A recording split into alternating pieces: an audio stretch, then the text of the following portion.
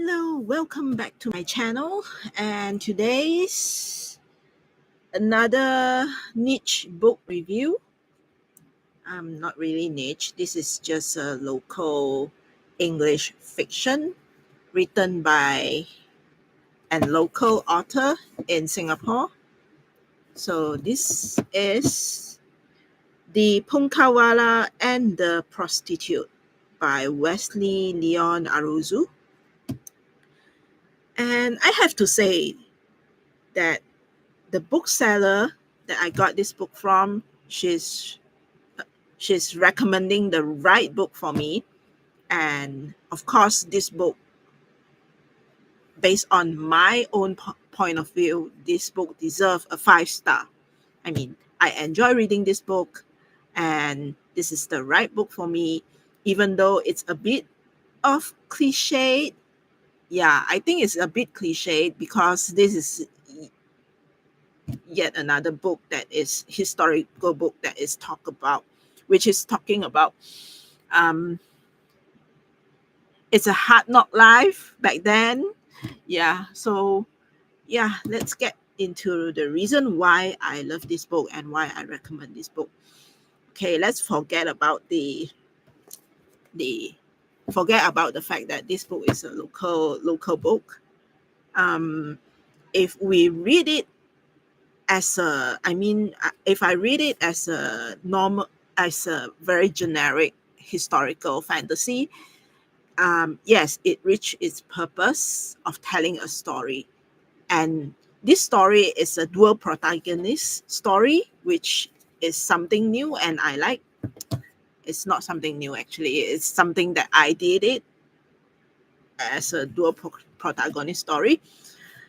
There are something that is not perfect. I mean, my own point of view, I don't think it just missing something, because mainly on Goblin as a protagonist, I think that the main plot of this story mostly focus on the story of Oseki. And uh, she was a young girl from a poor village from, I forgot where's her from. Asakusa, is it? Nope, I forgot where's her from, because I just read it like today. And yeah, so she's from a rural Japan, a poor family in Japan, where her father sold her to Singapore to become a prostitute. And yeah, there's a term for such prostitute. Karaoke is the term that they use for such kind of Japanese prostitute. And yeah, and her story goes on with Gobin. Gobin is a slave. I mean, he's a convict who have been accused of murdering his own father. And then he was sent to Singapore and worked as a slave for a white man, as a Punkhawala, the job title for a slave that holds fan and keep the Englishman cool.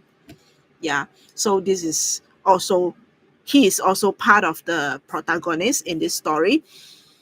Yeah, but the main story is still following Oseki and her journey, and also a lot of flashback. The story written in a way that is jumping here and there. Even though it is a first person point of view, the point of view change uh, between Oseki and Gobin, and there are still some consistency of the narratives. When it is on Oseki's point of view, there are a lot of flashback about the backstory of Oseki with her father. And when it is point of view of Gobin, the style is still similar in a way that Gobin have a lot of flashback about his mama and about Renuka, his wife, who, yeah. So this story Some people might dislike it due to the constant jumping here and there, flashback. I mean, my own point of view is I really enjoy how the author write their story. The flashback will always able to link us back to the main plot, to the main storyline. That's why I kind of enjoy this writing. I able to take it, and yeah, that's why I recommend this book. This book is a good read. But one particular thing that is pretty funny is that Oseki kind of address, for first person point of view, the story narrate in a way that audience plays as a role of her father. And yeah, and for the Gobin's narration, when Gobin is having his dialogue, his point of view, he always refer the reader as Renuka, his wife who already passed away. I'm sorry for that, because my review is always with spoiler. Sometimes there's a lot of spoilers I can get in because the story is kind of impactful. I'm able to remember it in one read, then I'll just slot in the spoiler. Sometimes I might not remember, or probably I was too sleepy. Like yesterday, I actually too sleepy. There's a great book I want to talk about yesterday, but I was too sleepy. That's why I couldn't get all the spoilers into the video. Yeah, and I also don't mind to share some spoilers because I myself, even though I dislike spoilers, sometimes I find spoilers help people to decide whether they want to read a book or not. Because, like for example, when I heard a little bit spoilers about certain books, oh, this book got this trope and this trope, and I happen to enjoy that kind of trope, I will go and try out that book. So yeah, so that's how spoiler works. Yep. Okay. Coming back to this book. So yeah, it's a story about Oseki and how she's being sold to Singapore and become a prostitute. And she met an Englishman. His name is Osbert. Yeah, his name is Osbert, and he's a fanatic tiger hunter. He's a fanatic tiger hunter who tries to hunt a mystical tiger, which the book call it Rimau Setan. Yeah, even though it is Satan, it's Satan, but in Malay we will call it Rimau Setan, something like that. And it's kind of aligned with a Malayan mythical creature, which is a were tiger. Yeah, and yeah, for of course the book have a very, I mean, for me, my point of view, I feel that a bit cringy is when Oseki is writing about, when Oseki is talking about her father. She kind of addressed her father as Oto-chan. Let me show you the part which is quite cringy. It's not like a few typo. I first thought it was a typo, but it is not, because the whole book she used that spelling, which is something very funny for me. I mean, strange for me. Like for example, this. Can you see this? Yeah, Oto-chan, Otouchan, Oto-chan. Chan is something I feel strange because I learn about Japanese and I watch a lot of Japanese anime. I happen to heard that to address father, the Japanese way to address father is normally chichi or papa or oto-san, because we respect our father. That's why it is san, S-A-N. Uh, that's why I feel a bit strange when I see the spelling is Oto-chan. Chan is kind of like cute little name, something like that. Probably because when I read the book, there are some scenes where Osaki is working as a prostitute and she have to call her client as Otosan. And probably that is the reason why that the spelling is Otochan. Yeah, probably that is the reason. But it's still a bit strange. I mean, it's still a bit strange. But after a while, when in the middle of the book, I kind of get used to it and just forget about that cringy feeling about reading Otto-chan to address her father.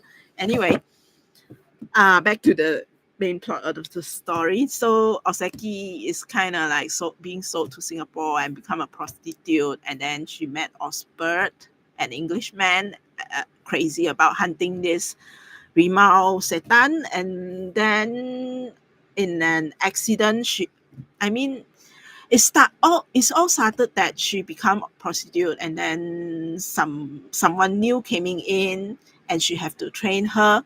I forgot her name.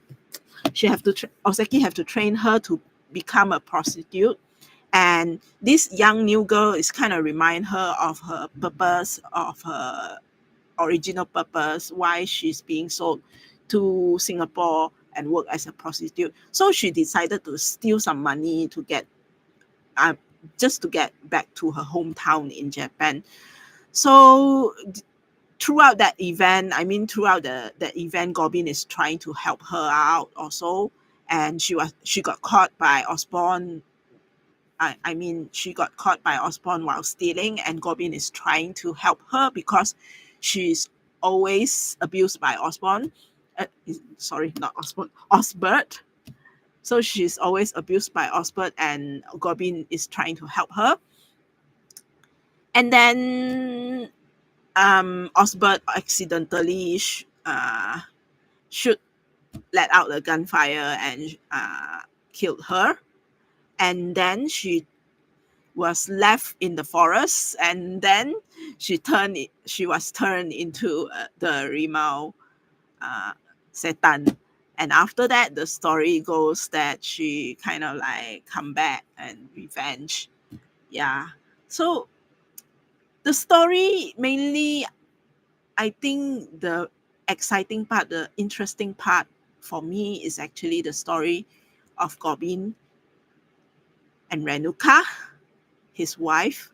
It's a kind of story that is trying to narrate a very hard life. It's a very difficult times of these two characters, one prostitute, another slave. It's trying to tell a very hard life.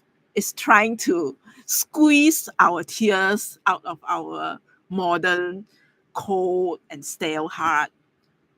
Yeah, my point of view is like that. So for me, it's a try. It's a nice try. I didn't cry while I'm reading. I didn't cry because I unable to have a. I unable to have that connection. Even though the narration is very beautifully written, I couldn't connect myself. I couldn't connect myself into their position. Like I couldn't immerse myself to the characters. Couldn't immerse myself to Osaki. I couldn't immerse myself to Gorbin either. So that's why I didn't cry. Even though the story is kind of like sad in the end. Yeah. So, but it is still a good book. It is still a good story. I enjoy reading it. I enjoy reading how I enjoy how the author narrate the story, the flashbacks, all the story is beautiful. Gorbin and Renuka's relationship is so beautiful. Even Osaki and her father trying to resolve the conflict between her and her father in her mind is also very beautiful. I think that is something worth reading. When talking about self immersion and also how a story able to move hearts, I want to share with you the book I reviewed yesterday. This book, Small Creatures.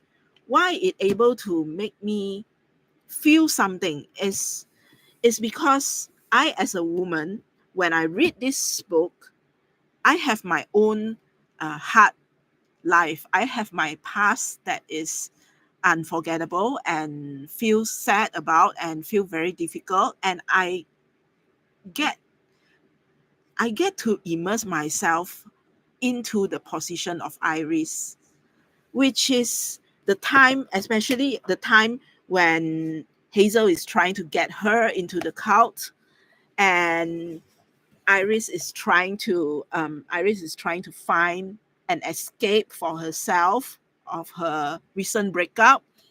So that is something that I able to relate to. That's why this book for me is also a 5 star. The narration is also beautiful. I mean, but it moves my heart. It moves my heart for this book. Whereas this book is perfect. The narration is perfect. The thing is great. Other than the auto chanting that is a bit strange. Um, I think I just feel very distant from the characters in this story. I couldn't link myself to Oseki. I couldn't link myself to Gobin either. But it's still a good book. I mean, as an audience, I understand that the author, when the style the author is trying to write, is trying to bring the reader into the position of Renuka or Oseki's father. But it's kind of like, yeah, it is beautifully written, not as bad as putting their words into my mouth kind of feeling. No, it's a good read, but it's still lacking of that link that I can put myself to be immersed in the story. So that's the thing. If you are looking for some cliche story, cliche story which tells a lot about the hard past in the history, then this could be a good book that you should read. If you are looking for some historical fantasy with some little mystical element in it and a little local flavor in it, then this could be a good book to read. And for me, I personally did enjoy reading this book. Yeah, I think that's all about the book review. And now I'm lack of new books to read, so probably I will update again next week for if I've ever found any books to read. If you have any niche book or new books, um, or unpopular books that you want to recommend me, do let do write it down on the comment section and let me know. I might be able to find it in a local library and try it out. Probably I'll like it. And thanks for watching. Bye.